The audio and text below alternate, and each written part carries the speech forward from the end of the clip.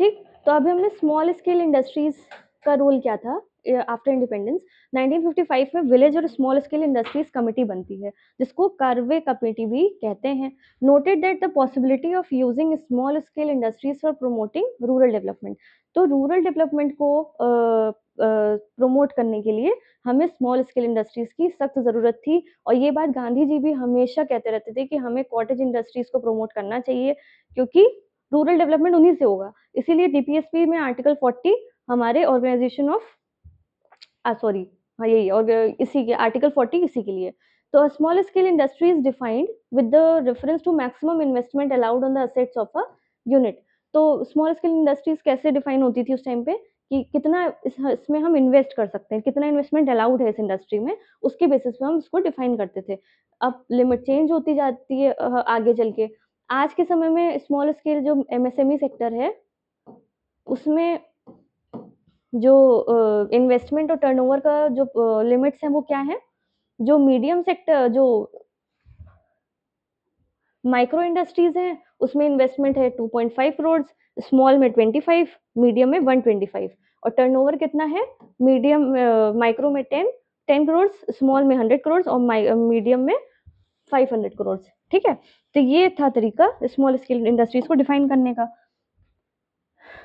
तो उनका ये कहना था कि स्मॉल स्केल जो village and small scale industries हैं, वहाँ पे लेबर बहुत एक तो लेबर इंटेंसिव होता है, जैसे अगर आपको धूप बत्ती बनानी है या कुछ भी सामान छोटा-छोटा जो छोटे-छोटे पापड़ वगैरह लोग बनाते हैं, तो विमेन जो अपना एंटरप्राइज़ शुरू करती हैं, तो उनके लिए वो लेबर इंटेंसिव होती है, उनको कैपिटल मतलब मशीनरी की ज़रूरत नहीं होती है।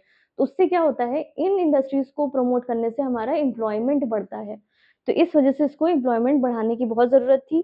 इस वजह से इन लोग इस स्मॉल स्केल इंडस्ट्रीज़ को वो करना पड़ा, प्रमोट करना पड़ा और एक काम ये भी था कि उनको लार्ज फर्म से शील्ड भी करना था कि ताकि ऐसा ना हो जाए, क्योंकि बिग इंडस्ट्रीज़ जो थी उस टाइम पे उससे कम्पीट नहीं कर सकती थी स्मॉल स्केल इंडस्ट्रीज़, तो उनकी हेल्प के लिए कौन आया?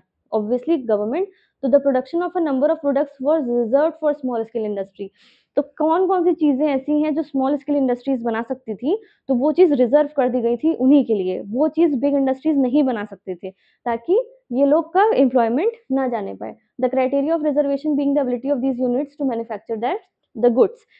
ठीक है? उसके बाद उनके कंसेशंस भी दिए जाते थे स्मॉल स्केल इंडस्ट्रीज़ को, जैसे lower excise duty, bank loans और लोअर इंटरेस्ट रेट्स पे, ठीक? ट्रेड पॉलिसी क्या थी? Import substitution. जो हमारे सरकार के शुरू के 7 फर्स्ट 7 प्लान्स थे, first 5 year plans, 7 5 year plans, उनका वो क्या मतलब उनका मेन जो स्ट्रक्चर था, जो उनका मोटिव क्या चल रहा था कि हमें इनवर्ड लुकिंग इकोनॉमी चाहिए, मतलब हमें इम्पोर्ट सब्स्टिट्यूट करना है, हमें इम्पोर्ट नहीं करना है, हमें डोमेस्टिकली ही प्रोड्यूस करना है और उसको काम करना है। The policy aimed at replacing और substituting imports with domestic production.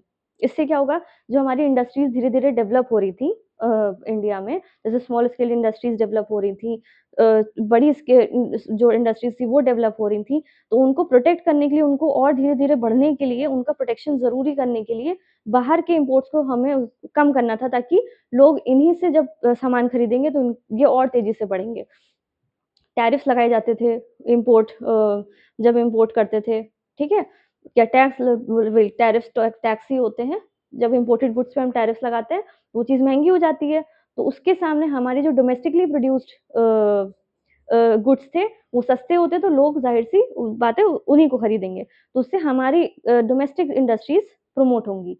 The policy of protection was based on the notion that industries of developing countries were not in a position to compete against the goods produced by। और एक ये भी बात थी, हम लोग protection क्यों देना चाहते थे कि हमारी जो अगर जैसे सपोज़ हमारे यहाँ जैसे सपोज़ आयरन है वो बन रहा है, कोई प्रोड्यूस कर रहा है इंडस्ट्री, लेकिन उससे भी अच्छी क्वालिटी का आयरन अगर इम्पोर्ट कहीं बाहर बन रहा है, और क्योंकि उनके पास मॉडर्न टेक्नोलॉजी थी, हम लोग तभी डेवलपिंग स्टेज पे थे, तो उनसे प्रोटेक्ट करना ज़रूरी था कि अगर कोई अच्छी क्वालिटी की आयरन बाहर से बन के आ रही है, तो हमारे देश के लोग फिर उस चीज़ को ज़्यादा लेंगे, ना कि हमारे देश के प्रोडक्ट को लेंगे। तो इस वजह से उनको प्रोटेक्ट करना ज़रूरी था। धीरे-धीरे मॉडर्न टेक्नोलॉजी यूज़ करके हम उसको बेहतर करते जाएँगे, तभी कर पाएँगे तब जबकि बाहर से इम्पोर्ट होके चीज़ें ना आ रही हों, ठीक? फिर क्या हुआ, effect of policies on industrial development. जो पॉलिसीज़ हो रही बनाई गई, उसपे इंडस्ट्रियल डेवलपमेंट में क्या फ़र्क पड़ता है? हमारा जो प्रोपोर्शन ऑफ जीडीपी था कंट्रीब्यूटेड बाय इंडस्ट्रियल सेक्टर, जो जीडीपी पे जो कंट्रीब्यूशन था इंडस्ट्रियल सेक्टर का, वो काफी अच्छे से बढ़ा। 13% जो था 1950 टू 51 में, वो कितना हो गया, 24.6% हो गया 1992-91 में। तो 40 साल में 13% से बढ़कर 24%, 24 नियर अबाउट 24% हो गया था इंडस्ट्रियल सेक्टर का contribution. The rise industries share दिखा रहा था कि हमारा डेवलपमेंट बढ़ रहा है। ठीक है, उसके बाद the promotion of small scale industries gave opportunity those people who do not have a capital to start. और ये भी था कि अगर हम स्मॉल स्केल इंडस्ट्रीज को अपॉर्चुनिटीज दे रहे थे, तो ऐसे में ऐसे लोग फायदे में हो रहे थे जिनके पास इतना कैपिटल नहीं था कि वो बड़ी इंडस्ट्रीज खोल सके। तो उनके लिए ये फायदा हो गया था कि अगर आपके पास इतना कैपिटल नहीं भी है, तब हम आपको प्रमोट कर रहे हैं, हम आपको हेल्प करेंगे कि आप स्मॉल स्केल इंडस्ट्रीज में जाएं और उसको एक बड़े बिजनेस में कन्वर्ट करें।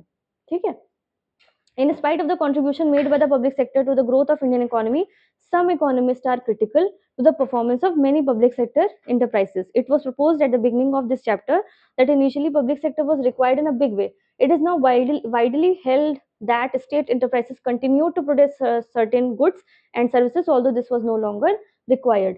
जैसे कि communication service industry continue to be reserved for public. ठीक है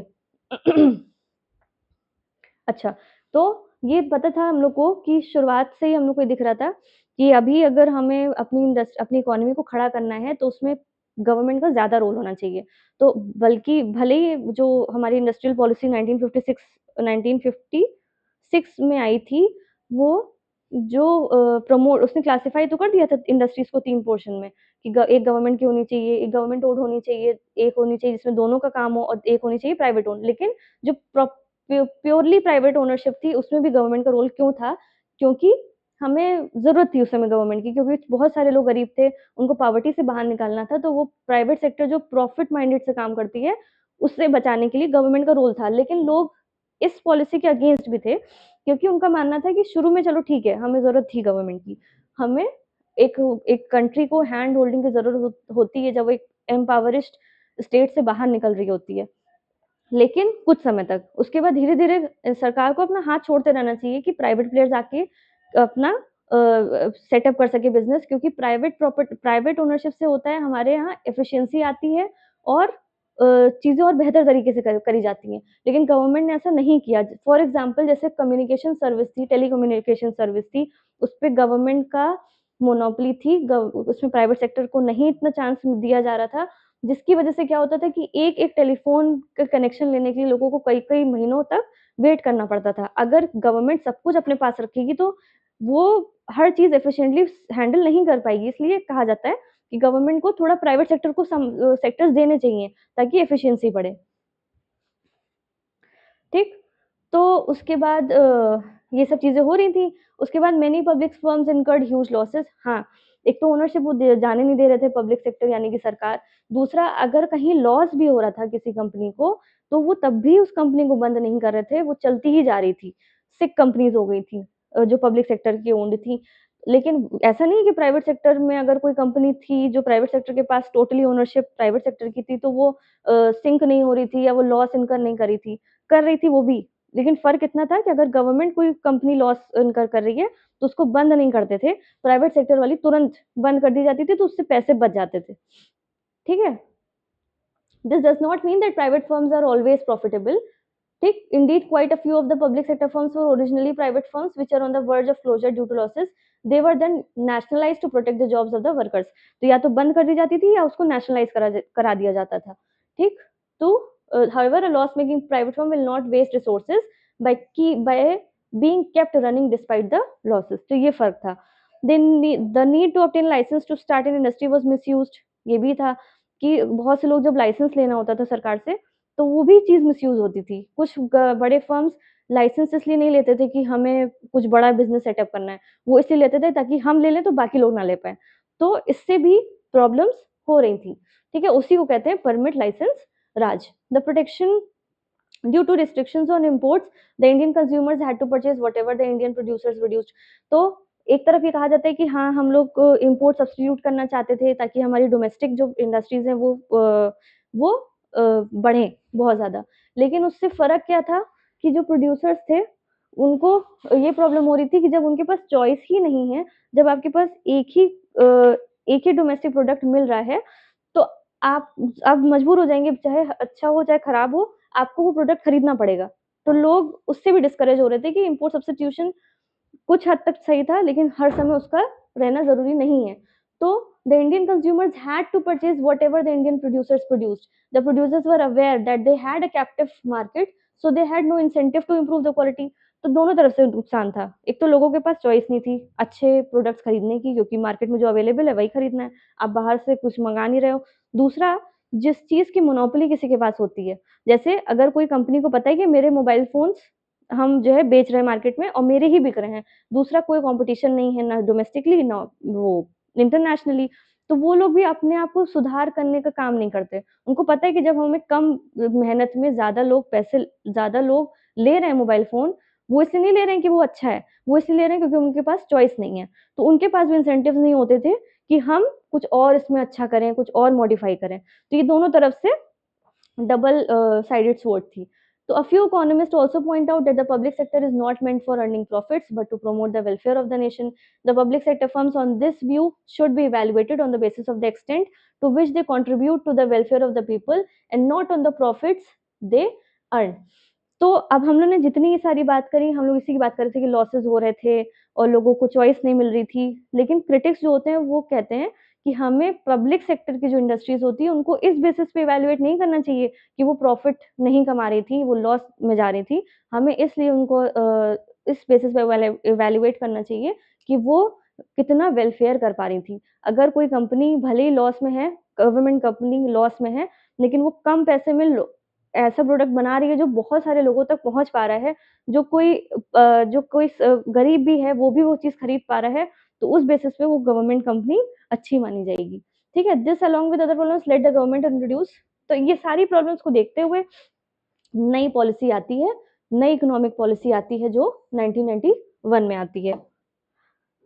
ठीक है, तो वो हम लोग नेक्स्ट चैप्टर में देखेंगे। The progress of the Indian economy during the first 7 plans यानी कि 50 से 90 तक was impressive. Our industrialist became far more diversified.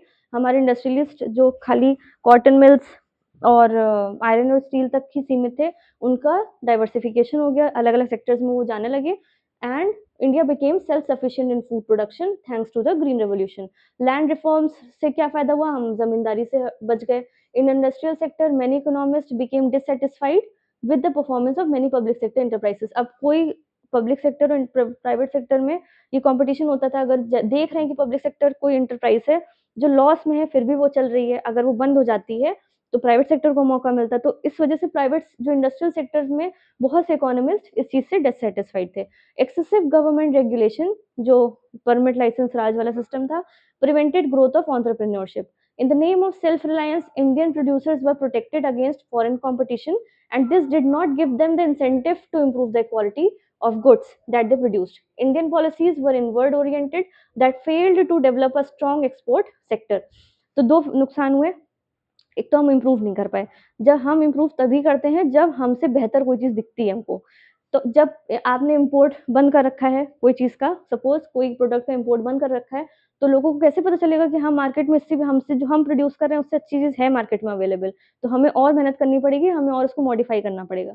तो उससे क्या हुआ, उनके पास कोई इंसेंटिव नहीं था कि वो क्वालिटी इम्प्रूव करते। तो इंडियंस को मजबूरीवश वही खरीदना था जो अवेलेबल है। और दूसरा हमारा एक्सपोर्ट सेक्टर डेवलप नहीं हो पाया। The need for reform of economic policy widely felt in the context of changing global economic scenario, and the new economic policy was initiated in 1991 to make Indian economy more efficient. This is the subject of the next chapter क्योंकि उस समय हमारे पास crisis हो गई थी 1991 में, तो वो एक और वाटरशेड मोमेंट था जब हमें अपनी इकोनॉमी ओपन करनी पड़ी। उसके बाद एक नया तरीके से हमारी इकोनॉमी ने वर्क किया। तो इसके आगे हम लोग नेक्स्ट चैप्टर में पढ़ेंगे। Thank you so much.